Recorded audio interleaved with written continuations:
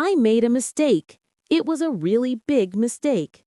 President Trump made a rare admission of error Monday in a Fox Business interview with Larry Kudlow, not about his new Federal Reserve Chairman pick, Kevin Warsh, but about the choice he made in 2017 to appoint Jerome Powell instead. Trump revealed he never felt good about Powell, but was pressured by then-Treasury Secretary Steven Mnuchin, who wanted him so badly. Warsh was the runner-up then. Now, 9 years later, Trump is correcting what he calls his biggest personnel mistake by ousting Powell and installing Warsh as the next Fed chair. This is the story of how Trump let himself be talked into the wrong choice, why he regrets listening to advisors over his own instincts, and what Warsh's appointment means for interest rates, the economy, and Trump's vision of 15% GDP growth.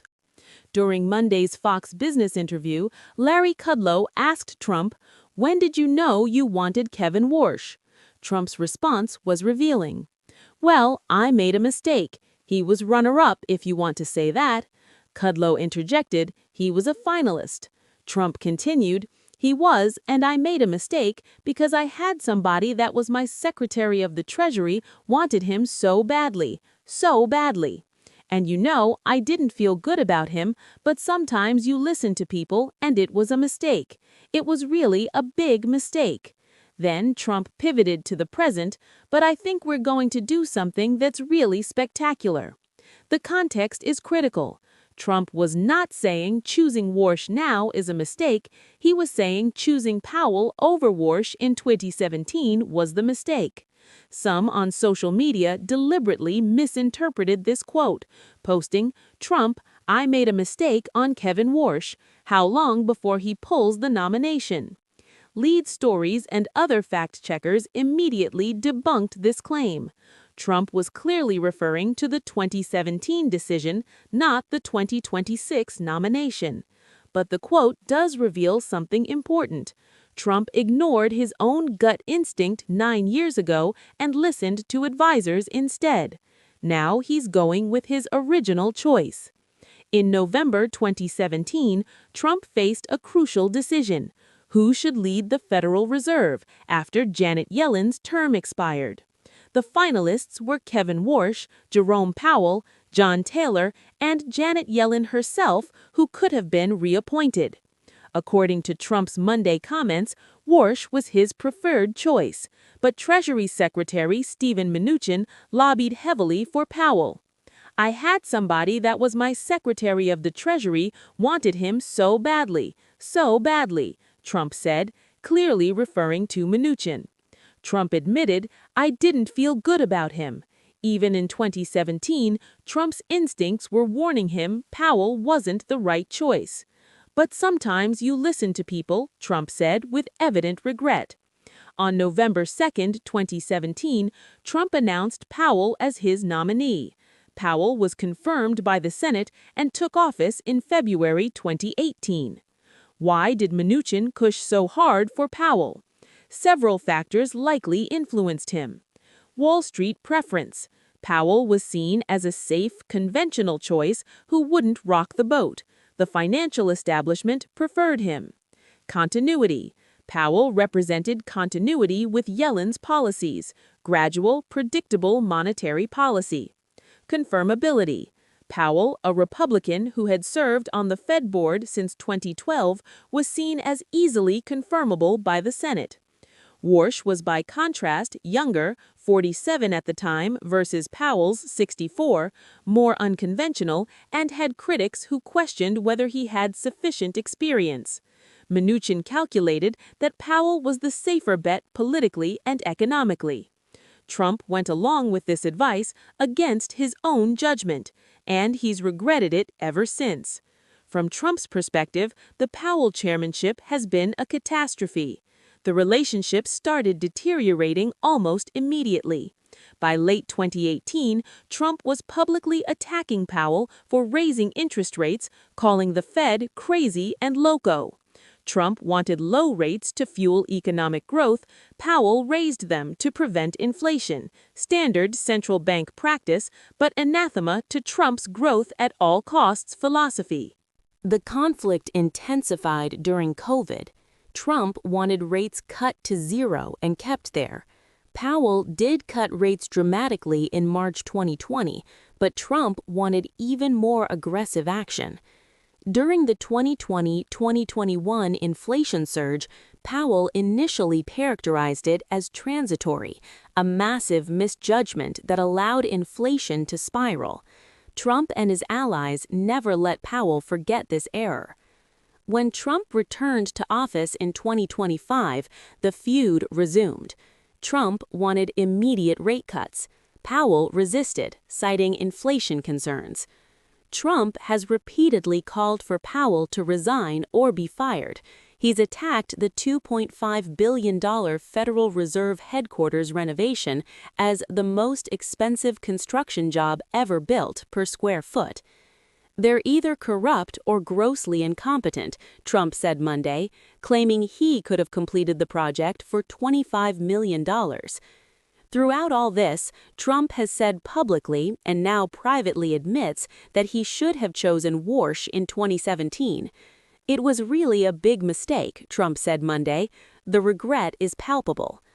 Kevin Warsh, now 55, served on the Federal Reserve Board of Governors from 2006 to 2011. He was the youngest person ever appointed to that position at age 35. Warsh earned undergraduate and graduate degrees from Stanford, then worked in mergers and acquisitions at Morgan Stanley before joining the Bush administration in 2002. He served as special assistant to President George W. Bush for economic policy and executive secretary of the National Economic Council before being appointed to the Fed board in 2006. Warsh was at the Fed during the 2008 financial crisis, critical experience that shaped his views on monetary policy and financial regulation. After leaving the Fed in 2011, Warsh became a lecturer at Stanford's Graduate School of Business and a visiting fellow at the Hoover Institution. Warsh married Jane Lauder, heiress to the Estee Lauder cosmetics fortune, in 2002. This connection to extreme wealth has raised some eyebrows, though Warsh's supporters note his professional credentials stand independent of his marriage. Warsh's economic philosophy aligns closely with Trump's. Lower interest rates. Warsh has publicly supported lower rates and criticized Powell's rate policies. Reduced Fed balance sheet. Warsh wants to shrink the Fed's balance sheet accumulated during quantitative easing. Deregulation. Warsh has called current bank regulations archaic and wants a reformed American regulatory regime. Growth focus. Warsh's priorities economic growth over inflation concerns, music to Trump's ears. Trump said Monday that if Warsh does the job he's capable of, the U.S. could grow at 15% and possibly more. That's an extraordinary claim. U.S. GDP growth rarely exceeds 3 to 4% annually, but it reveals Trump's expectations for Warsh, aggressive monetary policy to fuel massive growth. Warsh's nomination comes amid bitter controversy over Powell's removal. Powell's term as Fed chair expires in May 2026. Normally, a president would allow the term to expire and simply appoint a successor, but Trump hasn't been patient. He's publicly attacked Powell, pressured him to resign, and made it clear he wants him gone immediately. Powell has refused to resign early, insisting he'll serve his full term. This creates a messy transition. Warsh won't take office until May at least, and only after Senate confirmation. Legal questions surround whether Trump can fire Powell before his term expires. The Federal Reserve Act provides Fed governors with statutory independence specifically to prevent political interference. But Trump has shown willingness to test constitutional limits. Some advisors have urged him to fire Powell regardless of legal questions. For now, Trump appears to be waiting for Powell's term to expire. But the relationship has become so toxic that Powell's final months at the Fed will be shadowed by open warfare with the White House. Warsh's confirmation isn't guaranteed. He'll face tough questioning from senators concerned about his close relationship with Trump and his aggressive policy positions. Senator Thom Tillis has already raised concerns about Warsh, though he hasn't explicitly said he'll vote against confirmation. Democrats will argue Warsh is too political, too close to Trump, and lacks the independence necessary for a Fed chair. They'll point to Warsh's public criticism of Powell, done while lobbying for the job, as evidence he's willing to say whatever Trump wants to hear. Republicans will generally support Warsh, but some deficit hawks may question whether his growth-focused policies will reignite inflation. The confirmation hearings will focus on independence. Can Warsh stand up to Trump if monetary policy and political pressures conflict? Inflation. How will Warsh balance growth priorities against inflation risks? Expertise. Is his experience sufficient for the current economic challenges? Ethics. Does his wife's wealth create conflicts of interest? Trump said Monday he has confidence Warsh will be confirmed, noting his prior service on the Fed board demonstrates he's qualified. But confirmation isn't certain, and if Warsh is rejected, Trump would face the embarrassment of having his corrected choice blocked. If Warsh is confirmed, expect dramatic shifts in Fed policy. Lower interest rates. Warsh will almost certainly cut rates aggressively. Trump has been clear this is a requirement. Reduced balance sheet. Warsh wants to sell off the bonds the Fed accumulated during quantitative easing, shrinking the balance sheet. Deregulation. Expect looser oversight of banks and financial institutions. Growth focus. Warsh will prioritize GDP growth over inflation concerns. This approach carries significant risks. Inflation. Cutting rates aggressively while the economy is already growing could reignite inflation. Asset bubbles. Low rates fuel speculation in stocks and real estate, potentially creating bubbles that eventually burst. Financial instability. Deregulation could enable risky behavior that leads to another financial crisis. But there are potential benefits. Economic growth. Lower rates stimulate business investment and consumer spending.